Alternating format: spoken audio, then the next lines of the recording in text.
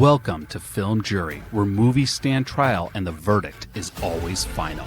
In every episode, our roundtable of film fanatics becomes the jury, dissecting the visuals, the sound, the storytelling, and the performances as they examine every element that makes or breaks a movie, because every film deserves its verdict. Warning, this podcast does contain strong language and major spoilers are ahead. Court is now in session. Welcome to the Film Jury podcast. We are in the middle of our month of meta movies. We're calling it Meta March. And in today's show, we're going to be deliberating on The Final Girls from 2015, directed by Todd Strauss and written by M.A. Fortin and Joshua John Miller, starring Taissa Farmiga, Malin Ackerman, Adam Devine, Thomas Middleditch, and more. Definitely an ensemble cast. I'm the host who doesn't want to sing Kumbaya, but is ready to sing Kumbaya No. My name is James Patrick. Hi, I'm Meagan, and you stole part of my intro. We're going to sit around.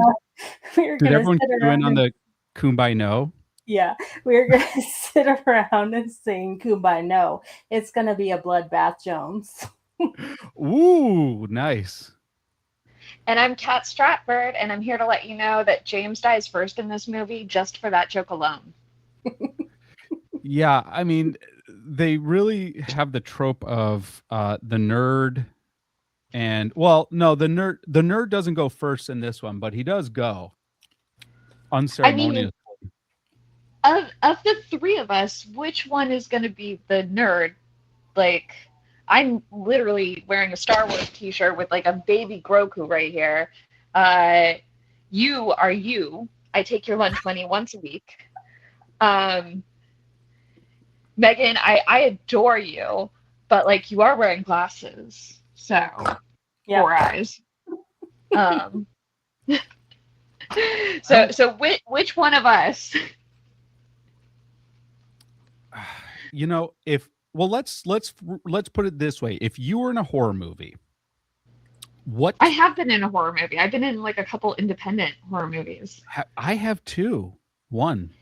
And I died first, by the way. I was killed off screen. I was very much on screen for all of my deaths. Interesting. Wait.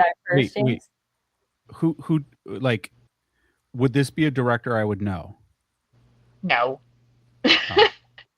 I would die of shock if you've heard of a single movie I've been in. Well, yeah, I can't imagine they were, I imagine they're like the videos I would get at. You almost said I can't imagine they were good. And you're right, they weren't. No, I stand by that statement. But I was trying to pivot to make a porn joke, but I couldn't think of any like adult video store names. So we have one here. It's called Animal House. It's called Animal House? Yeah. It's owned by the same people who own Casa Video, our last brick and mortar video store here in Tucson. I mean, Casa This video is not sponsored by Casa Video. You know, if I were in a horror movie, I would have to be like a trope slasher. I think I would be the killer. I'm going to second I believe that. A good killer. Yeah. Not the red herring one. Like maybe I'm the red herring. I'm the red herring. There, yeah. You and That's so great. Maybe we should talk about why we're talking about movie tropes. Fair enough. So this week we're doing Final Girls, which is a horror movie about movie tropes. Since I did the waiter thing and I waited until James took a bite and then I prompted him to say something. Perfect. I was surprised that this was rated PG-13. Wait, no way. Yep. Interesting. Which, ironically enough, so like the premise of the movie is there's this alternate reality where there's a film series called Camp Bloodbath, which it's Friday the 13th. And there are people who are obsessed with Camp Bloodbath, much like I assume there are people obsessed with Friday the 13th or any of the 80s trope slashers. And the characters of the movie get pulled, or the characters in the movie, the final girls, get pulled into the film Camp Bloodbath and have to learn how to try to navigate being this in horror movie world. being in an 80s trope. So what was fascinating about this is the final girls is rated PG-13, but Camp Bloodbath is a hard R. Yeah, it's so funny to me. Like, I guess I think we do see like some nudity in Cabin in the Woods, and we don't see that in Final Girls. Spoiler. But like we get pretty close, and the blood content and the body horror is played for last, but it is nevertheless body horror, and I would have been absolutely terrified when I was a kid. Yeah, I think I would say the blood counts were less. And that was probably like the thing that got them into a PG-13 was, one, there's not a lot of profane language, there's no nudity, and there, like, for a slasher trope, it is slasher light. A lot of things happen off camera or with lights that are really dark, where things are silhouetted. So I think that's kind of how they got away with it being PG-13, and they probably did it just to expand their audience, which I don't think was a good thing to preface, simply because like they're not publishing.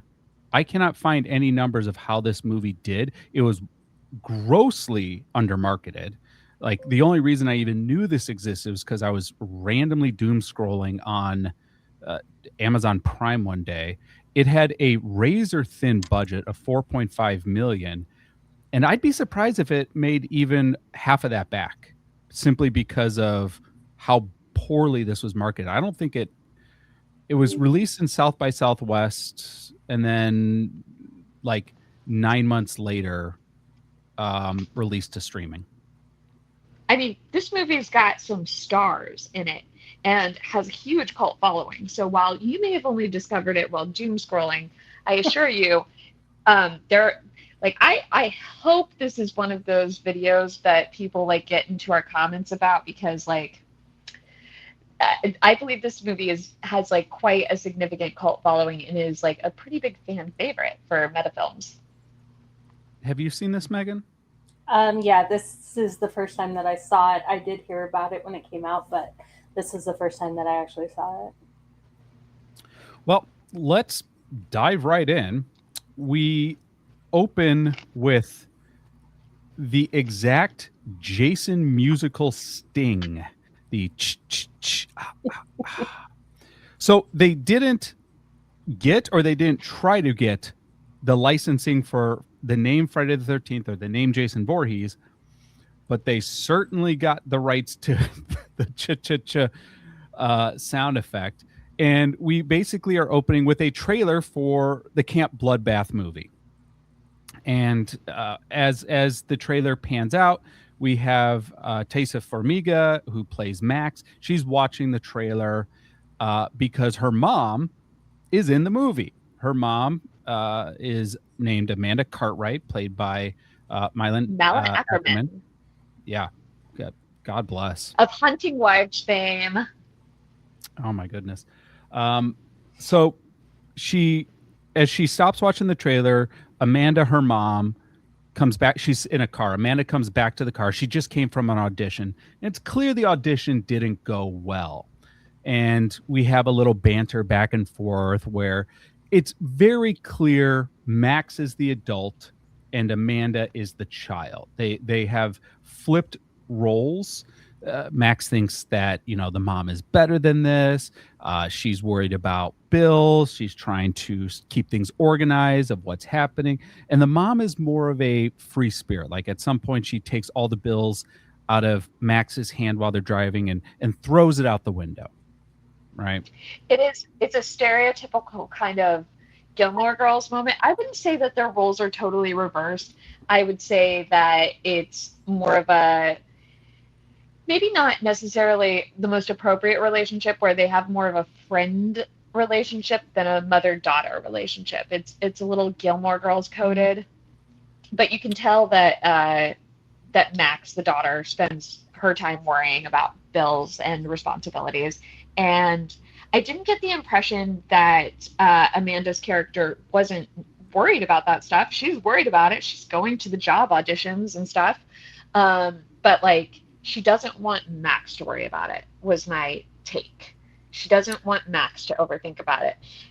She has like created this scenario where like Max has more information than a kid might necessarily have, and they have a relationship where they talk about these things pretty freely, but that doesn't mean that she wants Max to be worried. She wants to be the parent, and she wants to let Max know that she's got it all handled, so she throws the bills out the window.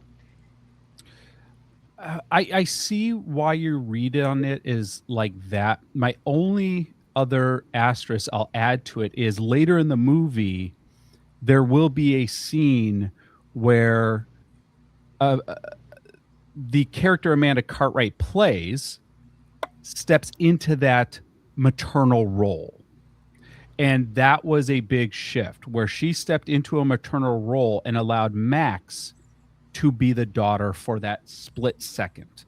So that's the only caveat I would add to that is I think they're playing it so that Max is the adult in this opening scene and Amanda Cartwright is more the free spirit child, because we're going to flip those roles later on in the film and in the film and in the film.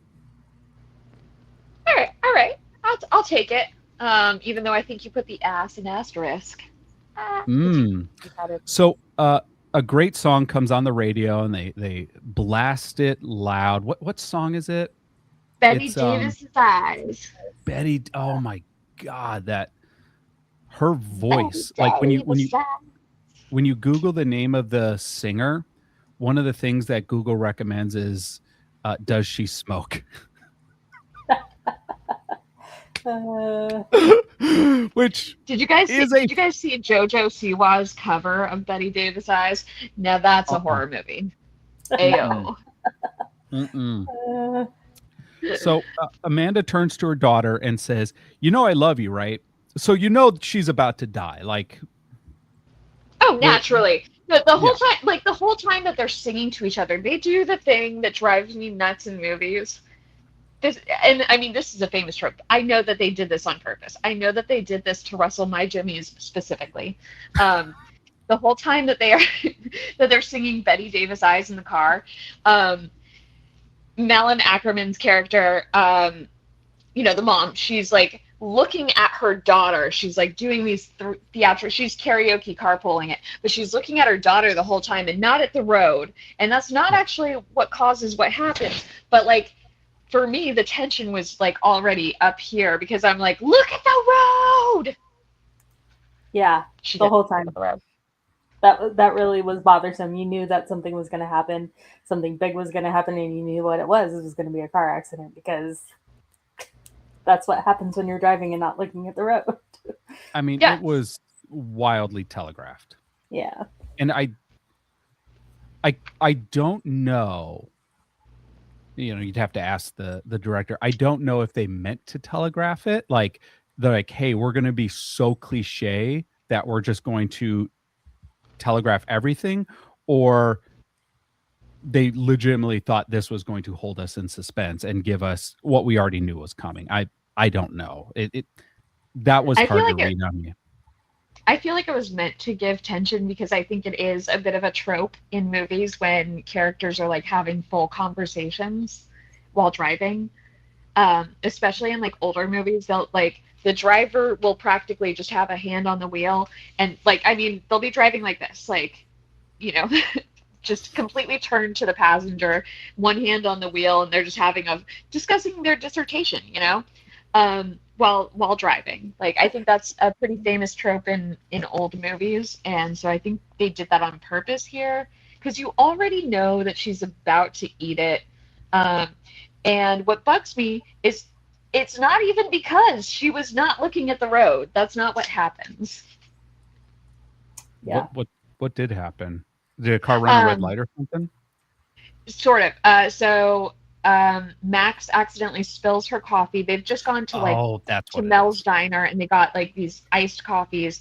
Max accidentally spills hers and the mom is like, Max, that's expensive. And then a car hits the tail end of their car, causing it to dramatically cartwheel through the air and curse splat. Cut to, we see Max getting up, taking a shower, and it's clear by the somber setting, mom didn't make it. Yep. 3 years later, mom's gone. She died in a bad CGI car wreck. And we meet a couple of our other players. We meet Gertie, who's Max's oh friend. My god, it's maybe from like every millennial out here knows Arrested Development. It's maybe, and as soon as I saw her, this is so dumb. I watched this quite late at night after a very long day, and so I feel like I was a bit punch drunk when I was watching it.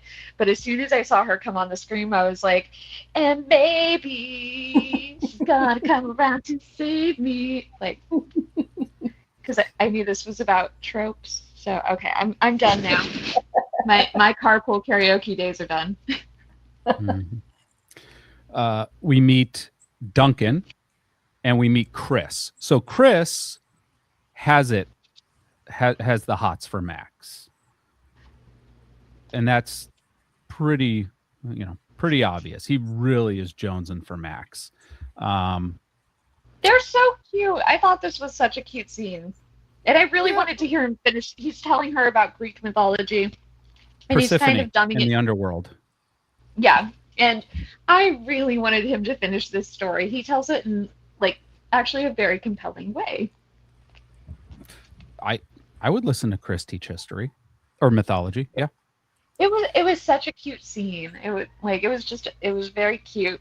Her best friend is like watching it, like, you know, the way that a best friend would. It is very cute. This is a spoof movie, but just like Cabin in the Woods, they really pull you into their story. Like you really believe it. But Duncan shows up, and Duncan's one of the he's what half brother or stepbrothers with. He is a stepbrother to her name's Gertie's not character. Maybe it's Gertie. Gertie. He is a stepbrother to Gertie. And this is Thomas Middleditch as Duncan. That's such a fun name, Middleditch. After watching this, it inspired me to rewatch Silicon Valley. So I put Silicon Valley on right after. Que fancy. But so Middleditch shows up. He is our huge nerd character. He's not portrayed as a stoner, but that's like sort of like the slot that he's in. He's like shaggy. He's lanky, he's nerdy, he's goofy, and he is so excited to talk to Max because he's got a thing coming up. He's like, Max, okay, so they're doing a special anniversary showing of the movie your mom was in. You're going to come, right? I promised everyone that you're going to come, right? So, yeah. And he's in a fan club for the movie. He is the Bath Petitions. Camp Bloodbath. Yes, for Camp Bloodbath, the Bath Petition. I'm getting this wrong. So the only reason Max agrees to go to this thing is because Duncan offers to do her homework for her. For the rest of the year. Yeah, I guess she's a bad student. Well, after her mom passed, yeah. Yeah, oh, would you cut her a goddamn sorry. Sorry, that was wildly insensitive of me. Yeah, that makes sense. That makes sense. Remind me not to come to you with any problems. Damn. But yeah, like he basically pitches it to her. Do you want to graduate or not? And she wants to graduate, so she agrees to do this. And her friends come with her for moral support. Yeah, yeah. And Chris shows up. Because it's so cute. I do like this scene between Chris and Max where they're waiting to go into the theater. Here's something interesting, though. Man, that's an empty lobby. For like a movie that has a cult following with so many fans, that is a wildly empty lobby. And then we go to a packed theater. Seats. They're already in their seats because that theater is filled. Oh, it's jam-packed, standing room only, but yet the popcorn line, there's just one person there, just catch. I think we have to revive. Okay, so like you started this anecdote with, and here's something interesting, and like we just need to get you a dictionary so that you understand what interesting means in the future. So anywho's so they get into the movies. Nope. Before that, we learned it is the anniversary of her mom's death. Oh, that's right. I even have that in my notes. Yeah. I think that's like which is that? This does not make sense. It does not make sense. Like knowing people who've lost parents early, especially within, let's say, the first 5 to 6 years, that anniversary date is hallowed ground. You will not do anything on that day. You will be in your house. You do not want to talk to people. This is like, you are not going to go to a movie where she gets killed in the movie. That is not something that's going to happen. That bugs me about this. I feel like you're wrong. I feel like you're wrong. Ways. Yeah, people process things different ways. So I think it could be. It could happen. I mean, not for me, but it could happen. Tell him, Meagan. She doesn't. She's not processing it well at all. Well, she wanted to see her mom. It wasn't the fact that her mom dies in the movie, but like she wanted to see her. Like she wanted to see her on screen. She wanted to have that big, larger than life viewing of her mom, like on the exactly. So suck it. No, she didn't. Yes, I disagree. Yes, she only's there because of the homework. Oh my god! You don't think literally a small part of her wants to be there? She even says, "At least I get to see my mom."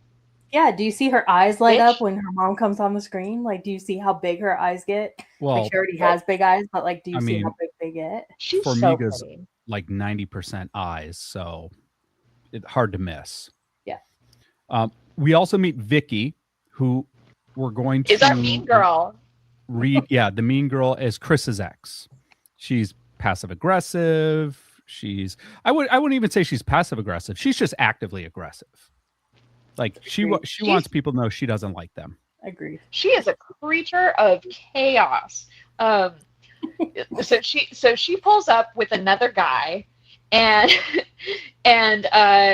runs into them, and she's like, "Oh, hey, I had no idea you would be here. This person who is unnamed because he doesn't have a role in the film wanted to come here. You win, I guess. Oh, I can't believe I'm here." And they're like, "You didn't see the post we made about it? No? Like, that's not why you're here?" She gets into the theater afterwards, and they're like, "Where's your date?" "He got suddenly sick." And she, like, absolutely, like, it's cellophane. It's so see-through. It's fantastic. I adore her. And because she's just she is such a trope, and we're supposed to be in like the real world right now, but everyone has already assumed these sort of tropey roles. And I think that I like how that's written. As the movie starts playing, the movie that they're watching Camp Bloodbath. They're watching the first one. There starts to be these correlations and these mirrorings between what is happening on screen and what is happening IRL. I really like that. I really did. I did too. Like the lighter, the bottle of alcohol, the weed, like all these things, you see it on the screen, and then it's being mirrored in the people in the audience. So we are already through this erasing the wall. Yeah, we are like where the portal is like opening, and it's starting to like leak through or something, you know. But speaking of weed, somebody lights a joint, somebody else drops their full fifth of vodka. Because I know that's what I bring to the movies. I was like, that better be water. It wasn't, because here's what happens next. So well, the only thing I can think of is maybe they brought the vodka and then they go get a large soda, right? Was it he drinking it straight from the bottle? Oh yeah, huh? Yeah. Well, it's not a classy neighborhood. I hope he didn't drive. So someone's weed ash hits the liquor that spilled all over the floor, and the theater is up in flames immediately. I mean, we are just in Hades within seconds. This does make sense, by the way, because there are curtains everywhere. So, like, yeah, that shit would go up like it feels like one of those classic Art Deco vintage theaters, a la Fox Theater. Sure. I just feel like any kind of polyester curtain would just like melt instantaneously. So actually, I know it would. So I feel like, yeah, this theater goes up very quickly. Everyone's running. Max is like running, and the exit is blocked on her way towards the screen because they decide they're going to exit through the screen. She shoulder checks somebody on accident, or somebody shoulder checks her. It's a guy in like kind of a scary robe, and we only get a glimpse of him, but he randomly drops a whole bunch of knives, including a machete. A real machete.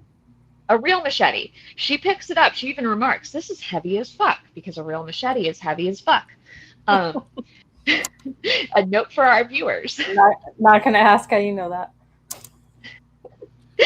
The less you know, the better. Yeah.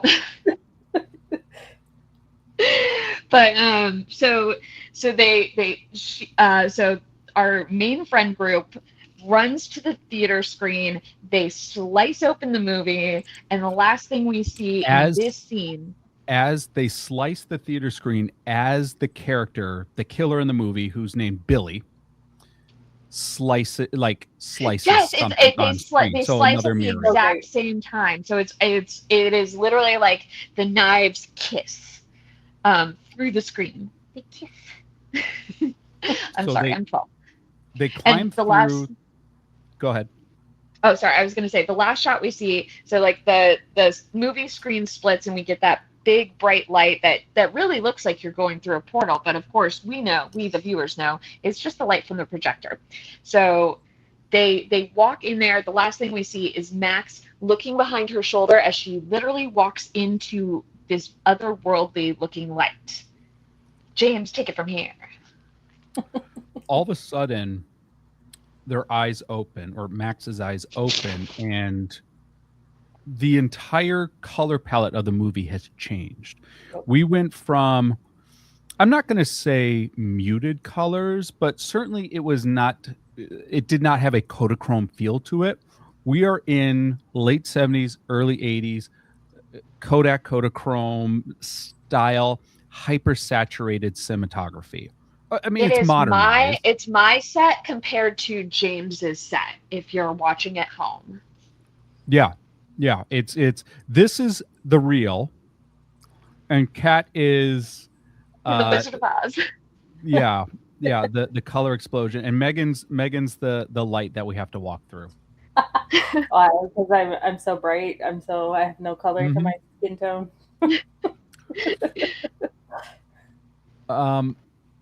So they're all in the middle of the woods next to a road, and sure enough, this van drives by them, the same van that was in the movie, and sure enough, the character from the movie leans out of the van and says, "Do you know the way to Camp Bloodbath?"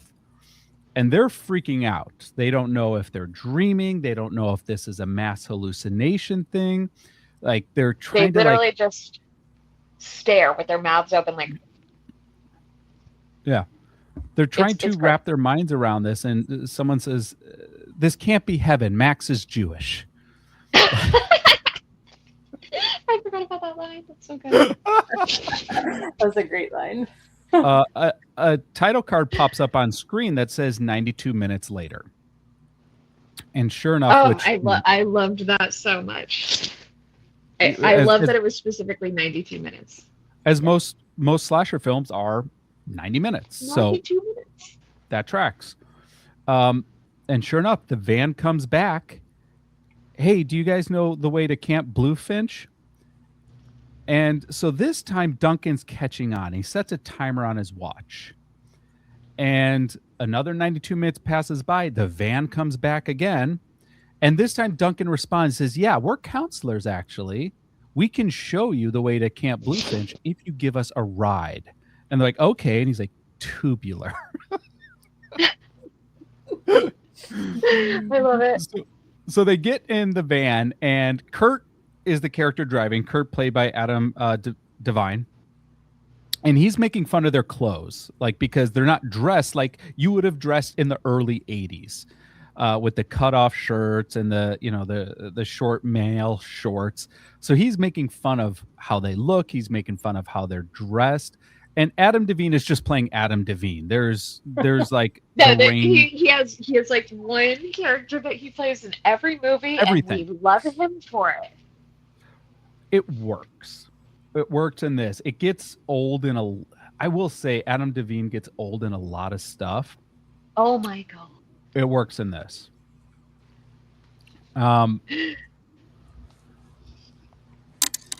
Okay, so where do we go from here? We get to the camp. Well, no. Oh wait, actually, I'm sorry.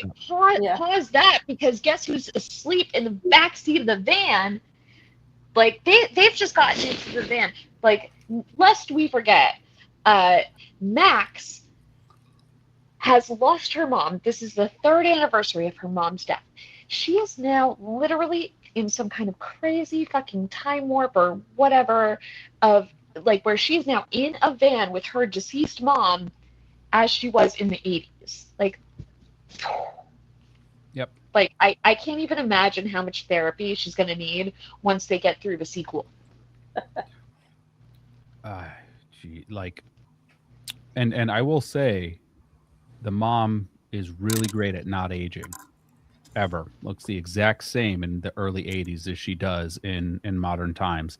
The mom's Nancy. That's the character in Camp Bloodbath, Nancy. So from here on out, she is not Amanda Cartwright. She is Nancy.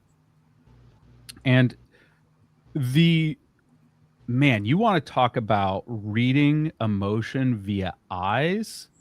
Oh, yes. Oof.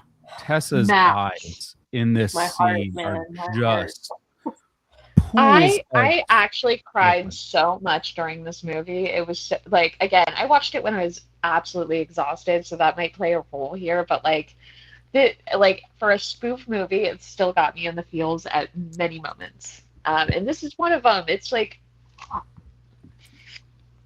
what did you think, Megan? I mean, yeah, like I felt like how fun this movie was, to start off with, and all the tropes and everything like that was really great. But I also really did love that they did add a real effect of emotion, especially between the mom and daughter. Like I felt like that was just so raw and rare to find, in these types of movies.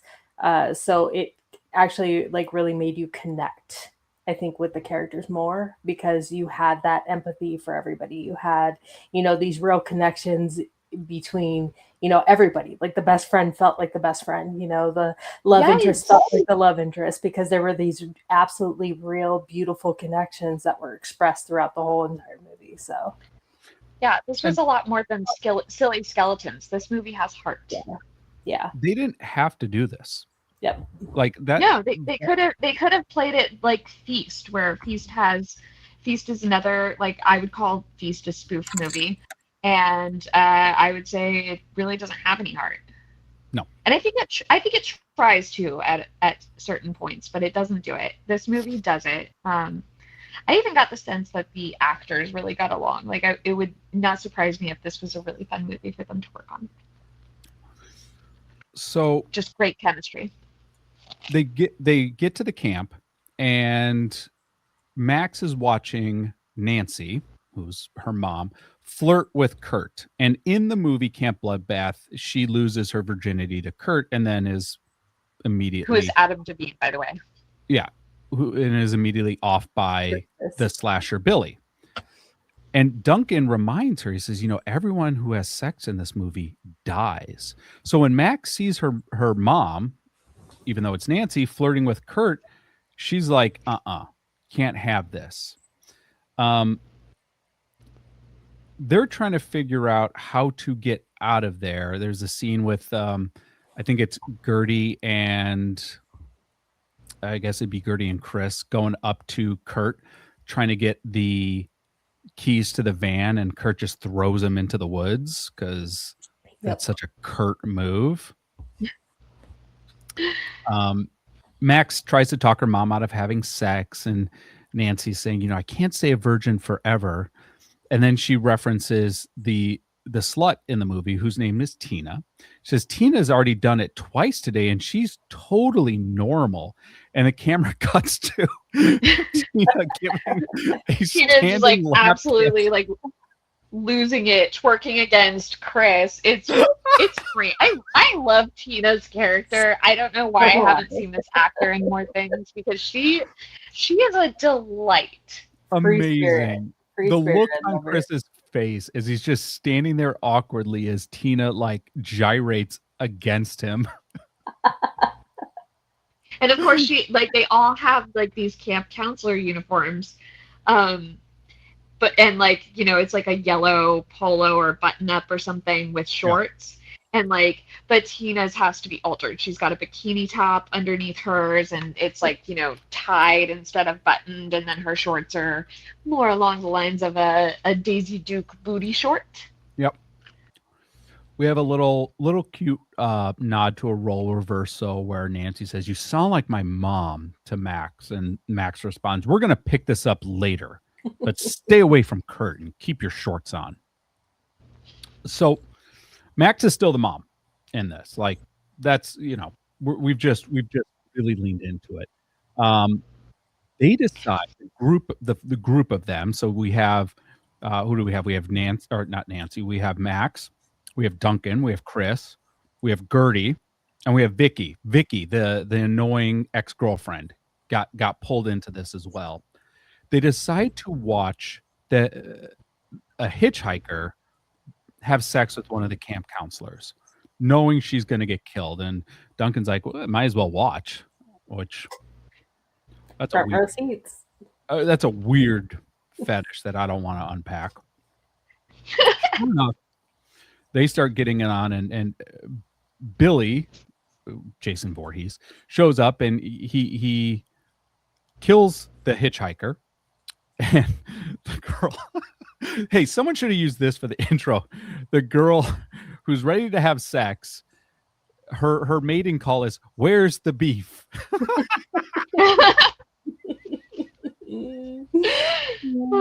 That's amazing. It's a great movie.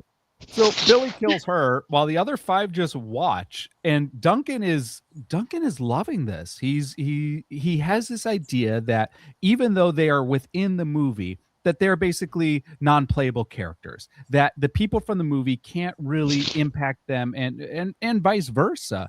And so Duncan thinks that Billy's character can't hurt him. And he's even wondering, he's like, I bet their blood tastes like corn syrup. Corn syrup. And then he goes to taste it. It is unsanitary.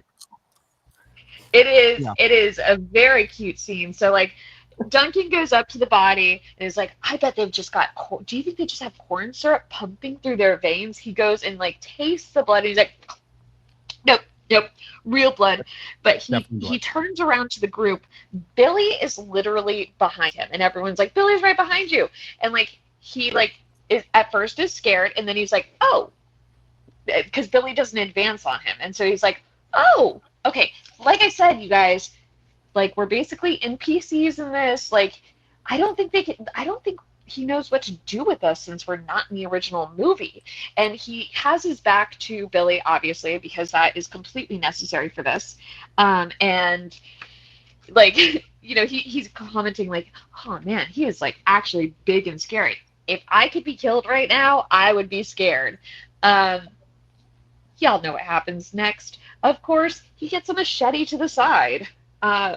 Fortunately, it's the left side. That's the side you want to get hit on, you guys. We learned that in Crimson Peak.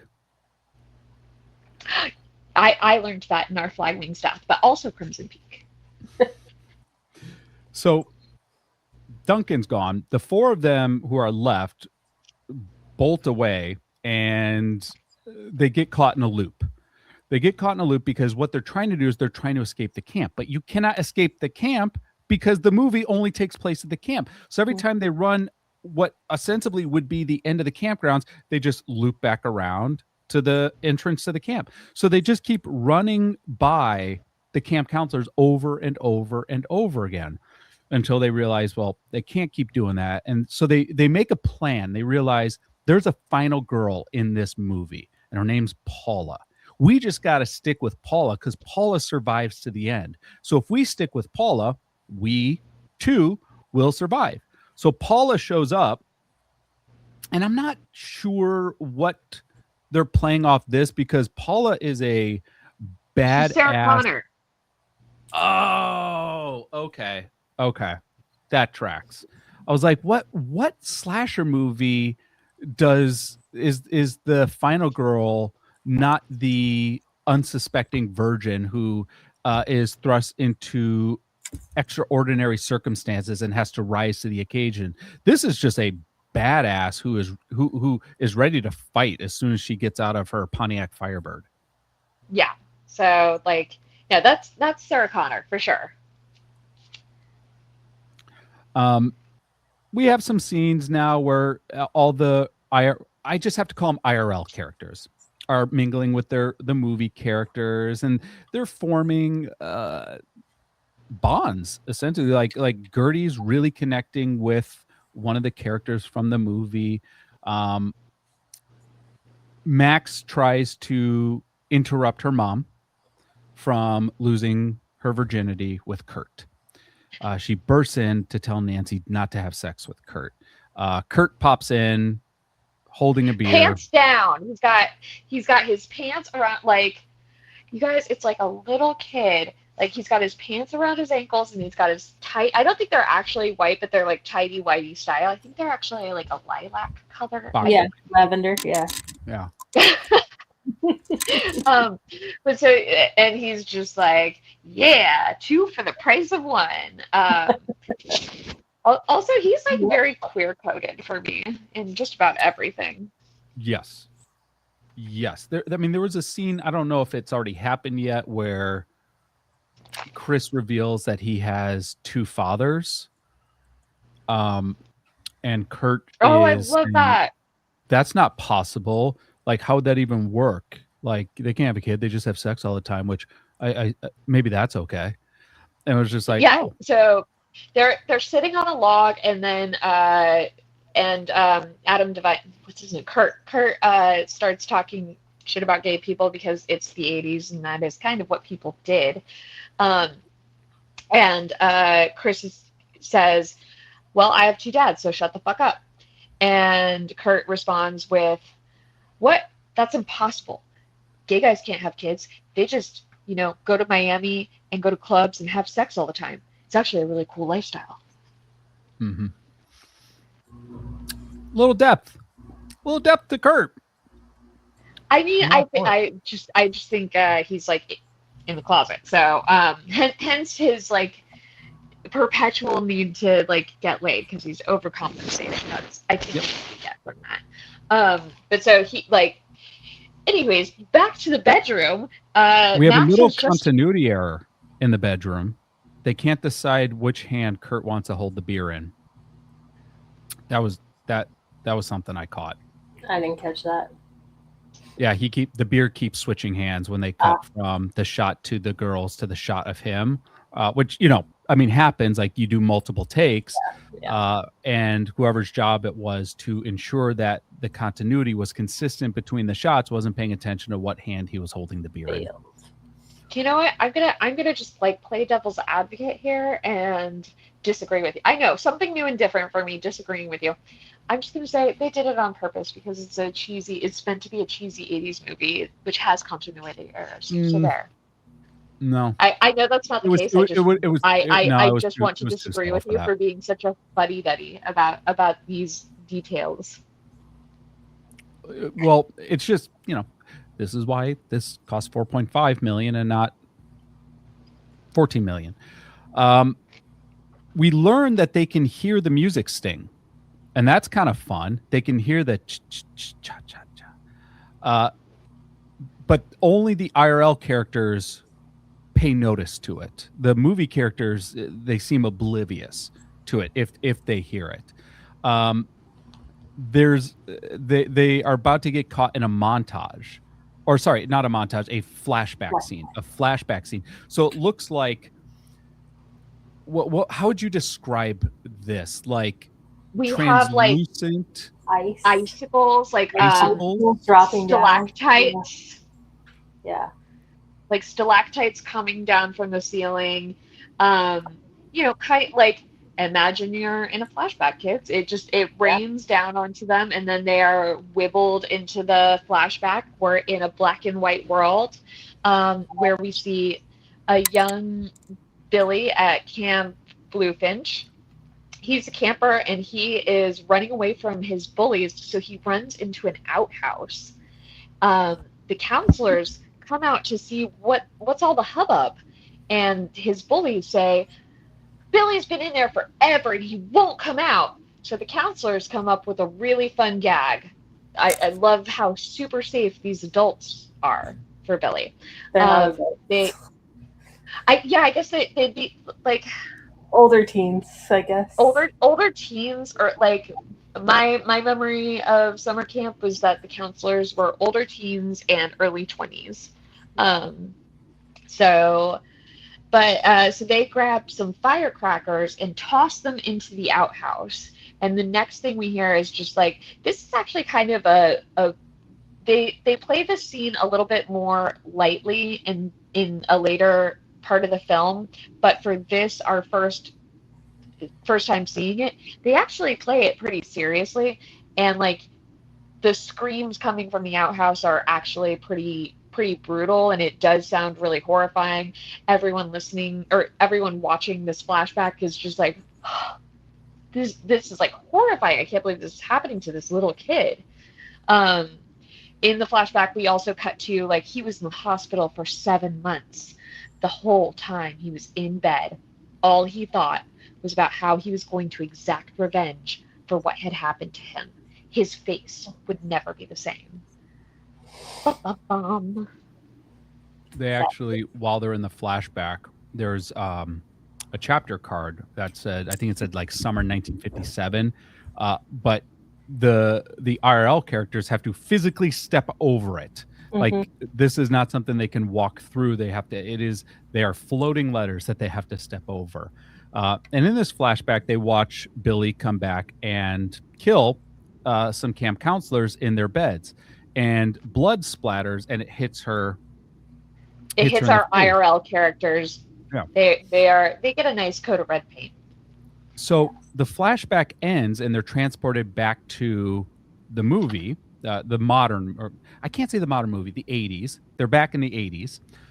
And all the characters see that these IRL people now have blood all over them, and they freak out. Yeah, because I mean, imagine it from their perspective. Our 80s characters have just been telling a story. All of a sudden, the people who were standing next to them have reappeared and they're covered in blood. So naturally, they do what anybody would do. They run screaming from the cabin. That's what I would do. Which makes sense. Paula is trying to drive away with Kurt in her Pontiac Firebird. Duncan comes out of the woods. He's like, hey, guys, I'm okay. Only to immediately be run over by Paul. That was great. Yes. Oh, my God. This is so great. It's perfect. It's so great. It's so good. I have to imagine they filmed all of his scenes in a day or two. Like, this was in the midst of Silicon Valley. He was much higher dollar. I imagine they had to get his scenes back to back. After Paula kills Duncan, so Billy didn't even get that kill. Paula killed him. She then crashes her car. Kurt is launched through the windshield of the car and bends over backwards. Oh my God, this is so great. Okay, so they CGI him. Like he flies through the window. He dies in the funniest way. Face plants into the ground. His legs are like up over his head. Like it is actually a perfect recreation of the first death in It Follows, except it's funny. Yes. Yeah. Here's a question though. Oh, and then the car explodes and Paula's dead. And then the car explodes. Like they're about to run over to help Paula, but then the car explodes and it's like, well, that bitch dead. And that's terrible because that means our final girl has just died. Who are we following now? 80s movies, especially slasher movies, had no CGI. It didn't exist, really. I mean, they couldn't afford it, what did exist. So they were reliant on very creative practical effects. And sometimes they had to be really resourceful. But this is how we would get a Tom Savini. This is how we would get a Rob Bottin. Was these 80s movies where they came up with really creative ways to show gore. I'm just curious why this film chose to use CGI when they could have made a whole other thing with practical gore effects. Honestly, I'm just going to say they had a small budget. This was probably the cheapest, easiest way. And I think they had a specific vision for, I mean, that was cartoonish. I feel like that was really a drawing in somebody's head. And I feel like they had a vision that was much easier to do with CGI than it would have been to do with practical effects. So part of the trope too. Like, same. I feel the same way. I think they should have. Okay. Into something. I can't with you. Like it was hilarious. Did you throw popcorn at me? I have been throwing popcorn at you throughout the pod. Like, have you just not noticed? You can't tell me that would not have been a really creative additional element to this. Is if they made, even if it looked really bad, intentionally looked really bad, really cheap, bad practical effects. It already looks bad. It already looks like really bad special effects. It looks bad because they can't afford good CGI. But CGI didn't exist in the 80s, so it's out of place. For that. I can't with you. I can't. I'm right. I'm right. Get your glasses checked, nerd. So they decide to tell all the movie characters that they are in a movie. And they decide to try to fortify the cabin they're in to protect themselves. And they cover Tina in a life preserver and oven mitts because they know in the movie that once Tina does a sexy striptease, Billy shows up and starts hacking and slashing. So they need to cover her up as much as possible. And there's an important note. One of the things that they put her in is Madison, or not Madison. What's the name of the mean girl? It's not Madison. Max. It is Madison? No. No, the mean girl. Who's the mean girl? Oh, Vicky. Vicky, yeah. Vicky. Okay, not Madison. I don't know where that came from. She just kind of looks like a Madison. Anyways, Vicky has like a little bit of an Adderall problem. It is Vicky's jacket that they have put on Tina. Yes. Like at certain points, like the Adderall gets mentioned, but we need to mention it here because Tina does find the Adderall and she's like, "What's this?" And because like Tina's already a little bit speedy, like just on her own. She gets the Adderall. Vicky is like, no, those are Tic Tacs. Bad Tic Tacs. Danger Tic Tacs. I don't think she says that, but she says they're Tic Tacs and like directs her away. Yeah, this is instead of Chekhov's gun, it's Chekhov's Adderall. They decide they need to nominate a new final girl, and Max is the true virgin. And she's like, "Well, Gertie, you," and Gertie's like, "No, I got mine. I got mine already." Now we get another really intense, like we're in the second intense scene between Nancy and Max, and we have this line from Nancy, "I feel like I would have made a really great mom." Yeah, Nancy has kind of accepted that she's probably going to die. Yep. And she's like, "I had so much I wanted to do. Like, I'm not even a real person. Like, I have dreams. I have aspirations." Like, and again, it gets you in the feels. Yeah. Vicky apologizes to Max for being a mean girl. Okay. Tina takes the Adderall now. So Tina is like buzzing. And she takes like the whole bottle. Vibrating. So they decide, okay, they've fortified the cabin enough. There's enough traps in here. They're going to try to kill Billy. So let's unleash Tina. So they unleash Tina. This is so great. Oh my God. This is so great. She like, and I have to describe, because Tina on Adderall in this, so like she is meant to have taken like double-digit numbers of Adderall, which realistically I don't know what would happen. I think you die. Like I guess that's good for what happens next. But she is almost like an 80s, 90s PSA of what happens when you take meth. She's just like, hey, coffee. Like, she's so funny in this. Like, she's so, like, I love her, like, this actor, because she's very, very beautiful. She's very, very attractive, and she's goddamn hilarious, and her physical comedy is great. All of her facials, amazing. Adore her. So that she, like, does the, like, the oven mitts are off, the gloves are off, and she is about to knock them dead. So she's like just dun dun dun dun dun dun. Striptease, yep, all over. We'll pretend that didn't happen, and then like it's so she's so funny. Off her gloves, like with her teeth, the tape off of her gloves with the teeth, and she's like doing this whole striptease. It's so funny. It's so funny. She hasn't done a lot that you would have heard of. I'm on her filmography. She was in Halloween 2, and she played someone named the Rob Zombie Halloween 2, and she played someone named Harley David, but I can't.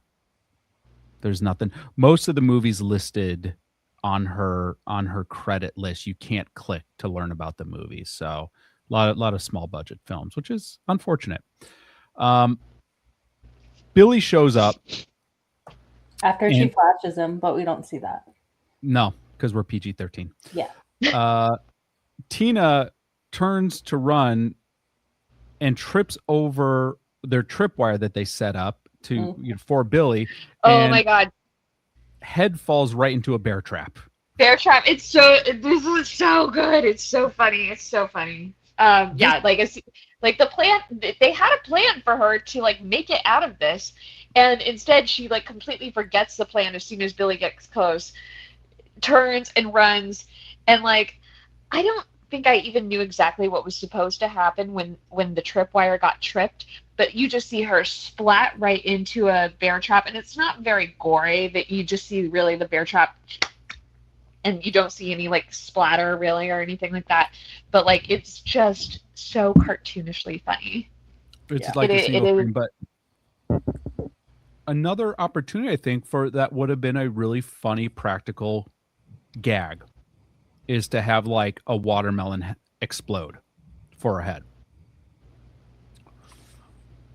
But Billy comes in. I'm not going to disagree with you on that. Billy comes in, kills the guy that Gertie likes, who it doesn't matter what his name is. Kills Gertie, and Vicky sets off. Wait. Remember, like the Vicky and Gertie die together. Yeah. Yes. So like they get trapped underneath a bookshelf. This is important.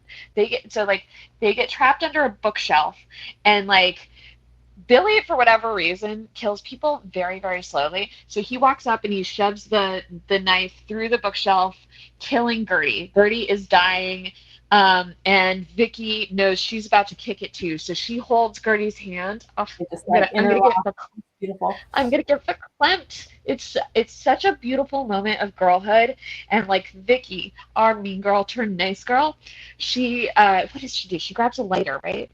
Yeah. Like, what does she light up? Remind me. Gasoline. I got too invested and I stopped. There's a bucket of gasoline. Yeah, she and then she pulls the string and yeah.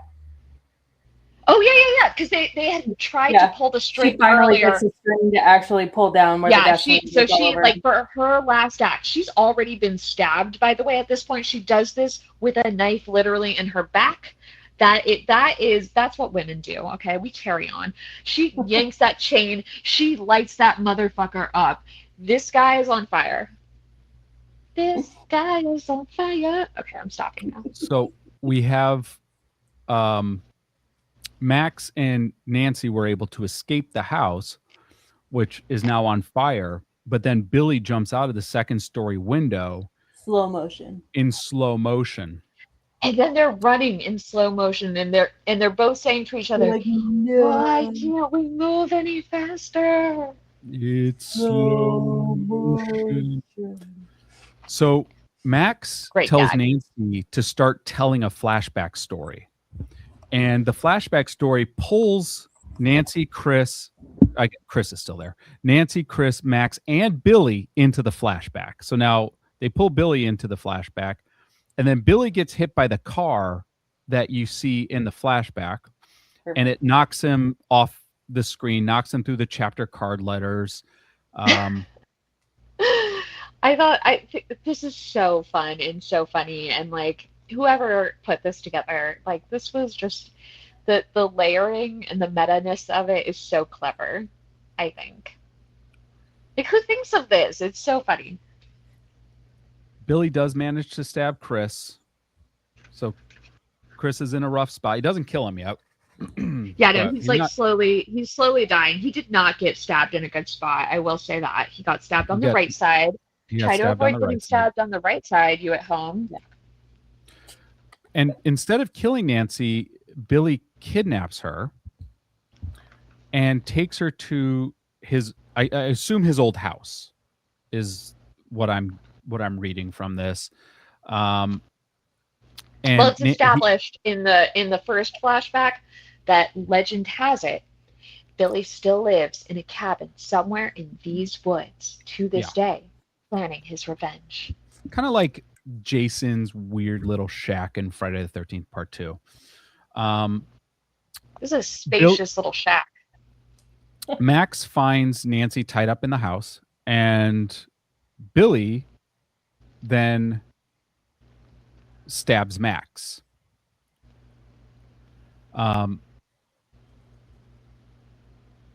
It's also worth noting Billy in this movie is obviously supernatural. Like they've stabbed him a bunch of times. They've lit him on. He's been in an explosion. Shot him he's with been arrows. On fire. Like so like he should be dead, but he's not killable. By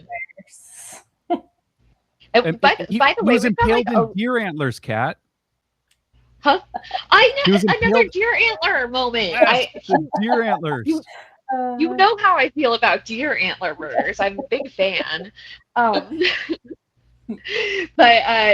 so like it's also worth noting because we kind of glossed over, like, Max leaves Chris at this old church so that she can go rescue her mom, Nancy. Chris says to her, "I don't want to die alone." Like, there's so much emotion and heart in this movie. It's so cute. And Max is just like, "I have to go save my mom." Like, and so they get back to the church. Now, Max and Chris are both like kind of bleeding out. Nancy knows what she has to do. She was never meant to escape this movie in the first place. It's time that she like, oh, I can't, I'm gonna get verklempt. Like, it's time that she like takes on the role of mom. Yes. And so she goes into the lawn. There's lightning. It's very dramatic. It's very movie set lightning. Very classic Fear Street 1994 80s thunder and lightning. She walks out into this like big green lawn, and Betty Davis' Eyes starts playing. It's raining. She's smiling. She's laughing. It's like she's singing it, mouthing it to her daughter. Yeah, it's. I can't. Somebody else take over. So another thing to point out is Max is dying while Nancy's alive, because since Max has been stabbed, the movie is making Nancy the final girl. Nancy chooses to sacrifice herself. She chooses, and she even says to Max, she says, "You have to let me go." And she says it twice. And I think she says it twice because she means two different things. She means, you have to let me go sacrifice myself. And then she says it a second time, which is, you have to let me go from, like, you have to let this emotion go. I am genuinely getting misty just thinking about it. So it was surprising because when I first saw this, I also got choked up in this scene because both Formiga and Malin Ackerman, play it perfectly. This could have been so cheesy, and it would have been fine cheesy. It would have been fine to ham this up. It would have been fine if this were Scary Movie adjacent. Yeah, they had every opportunity to be so unserious, and instead they were like, let's go for the Oscar. Let's do it. Yeah, let's do it. So Nancy gives herself up to Billy. And once Nancy is killed, Max wakes up. And she's now the final girl. She's healed. She suddenly, like, she picks up the machete. And again, remember, folks at home, machetes are heavy as fuck. She does a little twirl with the machete. She twirls it like a goddamn baton, and she's ready. So a lot happens, but long story short, she winds up lopping his head off. With a great line, by the way. This is another thing that one of you should have used in your intro. You just fucked with the wrong virgin. I don't think anybody was gonna believe that about me. Yeah. I've got 2 kids. The jig is up. Yeah. So she chops off Billy's head, and then all of a sudden credits start rolling in the sky behind her. And she's watching the credits roll in the sky, and Chris approaches her. Chris is okay. Now that Billy has been offed, it's okay for Chris to heal. Okay, yeah, the horror is over. And then all of a sudden, the background goes from credits to like the blippity blip when the film gets done filming, and it's just, white. And bright they're like light that you see when they go into the movie theater, like into the actual screen. Yes.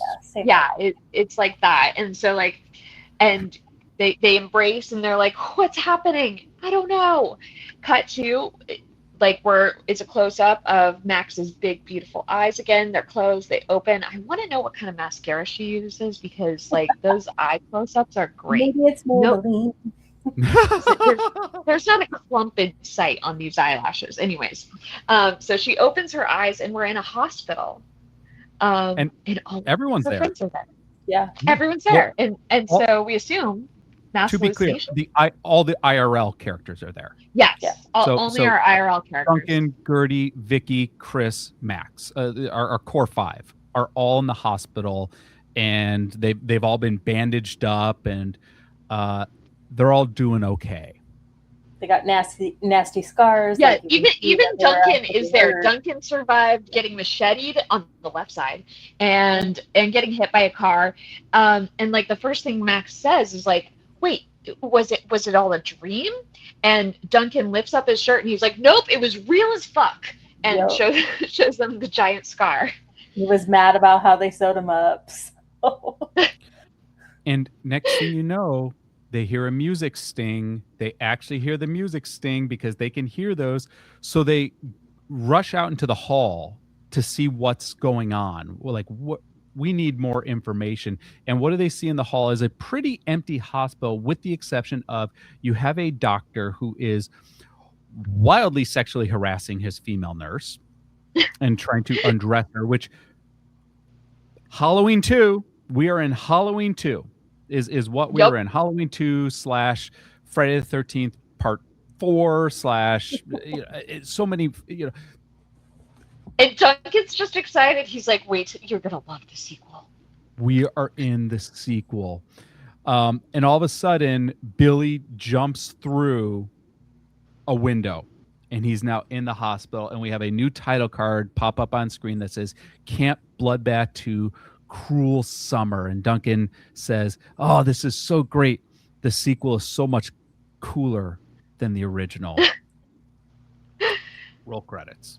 Well, you have Max grabbing her little whatever pole that's holding everything to go fight him.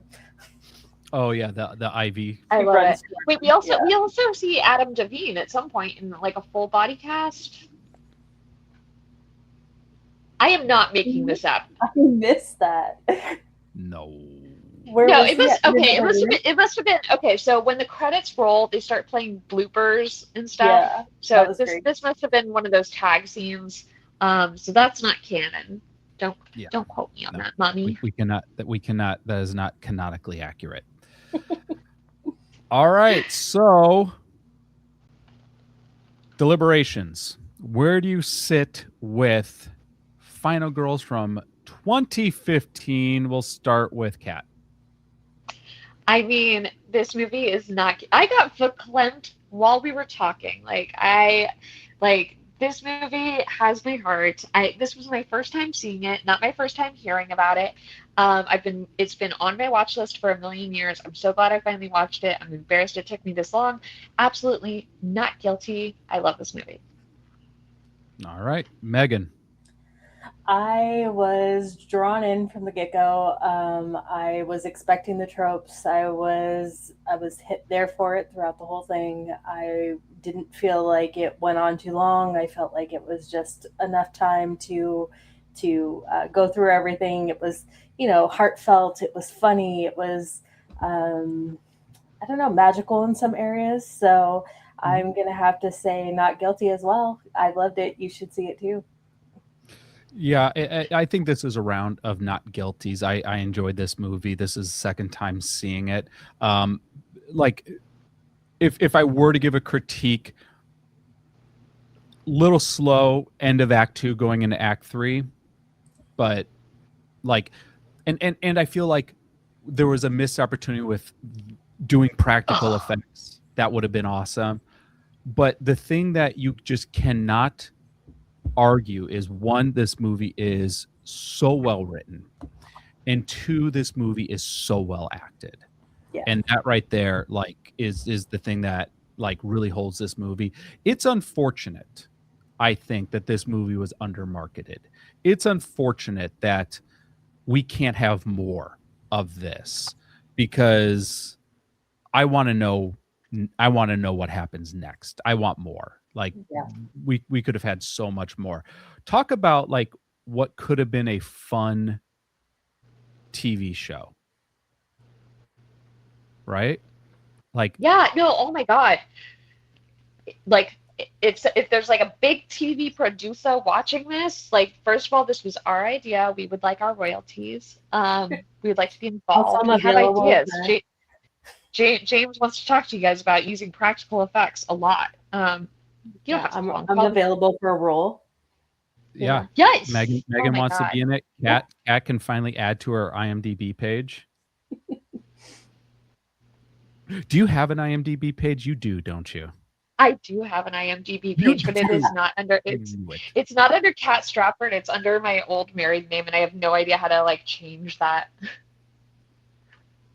So, did you get killed in every horror movie you were in?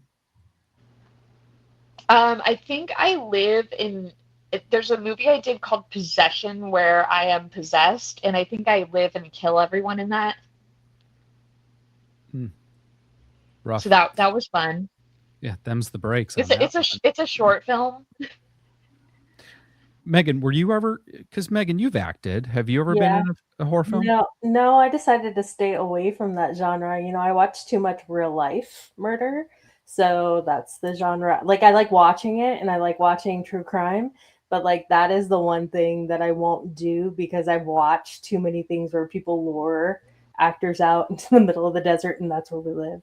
So no, thank you. I will not be. I will not be acting in any of those kinds of movies. That's perfect. It's kind of like that Death Cab for Cutie song where he tries to get back with his ex by pretending he's making a movie, and he casts her to be the love interest, but in this one he kills her. Yes. Dun dun dun. Dun, dun, So dun. The one movie I was in, I had a dual role because I am that talented. I played Dead Body Number 3, which you see my body in an opening credit montage of just dead bodies, like showing all the people that this killer has killed. But I did make it in the trailer, which is nice. I am also the voice of the killer. Oh, I'm not no the way! person, I'm not the person who plays the killer. There's a different actor who plays the killer, but anytime you hear the killer's voice through like a phone or a recording or phone and recording, as long as he has his mask on, that's my voice. Yeah, I could see that. That is so cool. That's very cool. That's actually a little bit cooler than any of the roles I play, which have traditionally been lady who screams and dies. The trailer is online. It does exist. Yeah, we're looking it up. You have killer voice vibes. I'm not telling any of y'all where to find any of my stuff. We're finding it. Don't worry. I'm wondering if I could. I found the trailer a few times, and I always get a little anxious seeing it because the movie is so bad. When it premiered, they did a premiere at, what is the theater? Because we're all originally from What? The Screening Room? No, it's the one on Speedway, the Loft. The Loft. The Loft. Yes, they premiered it at the Loft, and they got hundreds of people to show up to this thing. The mayor of Tucson showed up. Oh, fancy. Red carpet and everything. And within the first 15 seconds, there's a gratuitous booby scene, and I immediately was like, I've made a huge mistake. Because typically you don't see the whole movie, right? You're doing it, but you don't see the movie where you actually go.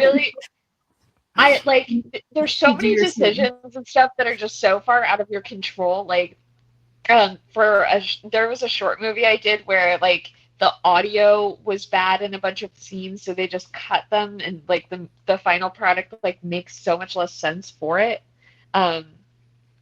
The acting is really bad in all of it. Like, I don't know. There's just so many decisions that I'm like, why would you do it that way? So I found the trailer. Would you both like to see? Yes. All right. Let's bring this up. You're still recording. Is that cool? Oh yeah. Okay. Yeah, I mean, everybody. This is BTS bonus content. We're doing this. Here we go. I'm scooching closer to the screen. We're all gonna die. You're gonna be butchered just like a bunch of dumb animals, bleeding, rolling your eyes to heaven while your brains get bashed in, your blood pouring out like a river. Run! By the way, that is Scream Queen Tiffany Shepis, who's been in like 200 plus horror films, and she was most recently in the latest Star Trek TV show as the crew doctor. Little fun fact for you. And fucking map question, just fucking run! Yeah! There I am.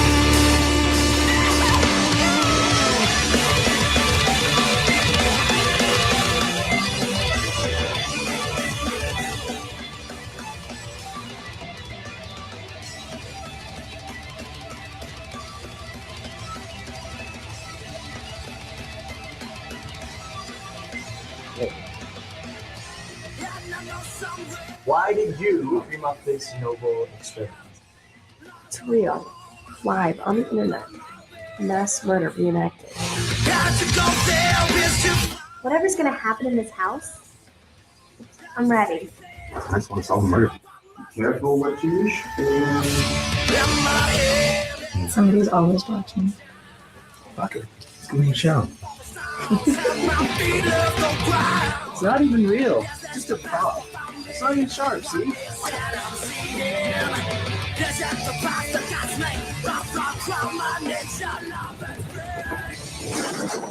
Evil needs an audience. Oh, there you go. Definitely, we should be reviewing that next time.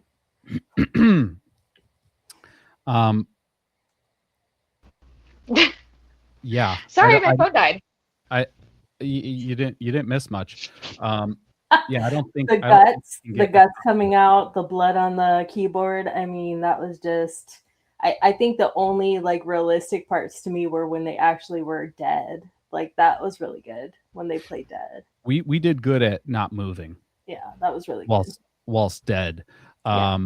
We even had a little cameo from, not only was Tiffany Shepis in the movie, we had a little cameo from Jayla Rubinelli, who is from America's Next Top Model, Cycle 5. I'm friends with her. You'll have to ask if she remembers. She didn't have a role in the movie. She played one of the dead bodies. No way. That's so funny. Like, I'm actually friends with her, and I haven't talked to her too much since the America's Next Top Model documentary came out. But she's been a little bit vocal online, and I've deliberately never asked her about America's Next Top Model or her time on there because I just can't even imagine like what it must have been like for her, and I didn't ever get the impression that it was a positive experience, so I've just avoided it as a topic. I don't imagine it was a positive experience. And as the new Netflix doc has been alluding to, have you guys seen that? Yeah. I watched it the day it came out, like the minute it came out. Oh no, I turned it off once. Once Shandy? It was clear in episode 1 that someone was about to get hard-r'd, and I was like, I am not ready for that. They showed it on camera back then. Like they showed it. They showed like not like trigger warning. They showed like a person on top of somebody who could not consent. Nobody intervened. They broadcast that on TV. And then titled the episode "The Girl Who Cheated." She couldn't consent. And like what bugs me so much is that the comments like under like articles about this to this day are still like, whatever, she got drunk and cheated. She just regrets it. It's not rape. That was rape. Yeah, victim shaming is certainly in right now. It never went out. Maybe it wasn't Jayla Rubinelli. Now that I'm looking at this, I'm like rewatching the trailers frame by frame. Also, her name is not Rubinelli anymore. She got married? She got married. Good for her. She's married to a guy named Nick Puente. Oh, careful there. So what do we have next on the docket? Oh, we have 2 more movies in Meta March. We have Behind the Mask, The Rise of Leslie Vernon. Have either of you seen that? Nope. I've never even heard of this one. Buckle up. Buckle the fuck up. This is, that's all I'm going to say. And then I decided to go with one of the OGs, pre-Scream, by the way, April Fool's Day from 1986. Ooh. It was Meta before Meta existed. I am so excited about this one because when I used to go to Blockbuster as a kid, they had a cardboard cutout. You know how they had the cardboard cutouts for movies at Blockbuster sometimes? So the ones that I remember... and then the VHS would be right behind it. Yeah. And the ones that I remember really vividly are Death Becomes Her and April Fool's Day, because it famously had, it was just like a very striking visual. So like Death Becomes Her, everyone knows this. It's like Bruce Willis with the candelabra through Goldie Hawn's stomach, you know? And then the one for April Fool's Day is a woman with her back to the camera. Her hair is braided down her back into a noose, and she has a knife behind her back. I can still see that cover in my mind's eye. So that's what we have for Meta March. This whole thing, the reason we decided to do Meta movies in March was because Scream 7 came out right at the end of February, but leading into March. And did either of you see Scream 7? Boo, no, boycott. Are you're part of the boycott? It didn't work. One of the highest grossing theatrical openings for a Scream movie. Whatever. Yeah, They can have they were always going to make money off of it. They just won't get mine. it's a bummer. It is truly a bummer that it worked. It's truly a bummer that they got away with it. And it's truly a bummer that the movie also sucks. Yeah.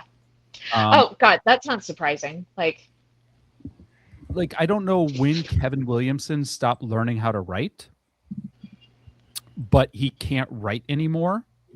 He doesn't write characters that you can connect with anymore or that feel real anymore. Like the thing about the original Scream, in my mind, and certainly the sequel as well, Scream 2, was I felt that I knew these characters and I could get into these characters so well. Like when Randy bit it in Scream 2, I was devastated, like mortified that Randy could be offed in Scream 2. And it was so viscerally powerful. How Kevin Williamson can write those films and then write this movie does not my analogy of Scream 7 is, or my review of Scream 7 is real simple. It became the movie the original Screams were making fun of. absolutely. I haven't seen it, but I fully believe it. Yeah, like I saw a comment, and I love this comment that said, you either die as a Scream movie or you live long enough to become a stab movie. And that was the perfect comment to describe what Scream 7 was. yeah, just a bummer. Yeah. And I'm a little bit vindicated because I was a little sad when I saw that they have novelty. As you know, I collect novelty popcorn buckets. And I saw the one for Scream, and I was really excited. But fortunately, it's actually not that great. It's sort of like my Meagan 2 one, where it only has like a popcorn. I can't even open this damn thing. This is where you stash the popcorn in the Meagan 2 one. It's the exact same model for the Scream one. This is a bullshit popcorn bucket. I use it to stash paper clips. So, there you go. But it's so cute. And this was a great movie, and it should have gotten a 3rd. And fuck Scream 7. Bring me Meagan 3.0. Megan again. Not going to happen. Meagan 2.0 bombed way too much. I don't know if you saw that one, Megan. Well, Megan will always see a Megan film. So, yeah. Yeah. It wasn't a bad movie in that it was entertaining, but the genre jump was too much of a car crash for people. All right. That is it for us. Huge thanks to both Megan and Kat for jumping on this episode, and thanks to all of you for tuning in. We will catch you next week as we dive into Behind the Mask, The Rise of Leslie Vernon. And yeah, that's it. Thanks. Catch you in the next screening. Bye.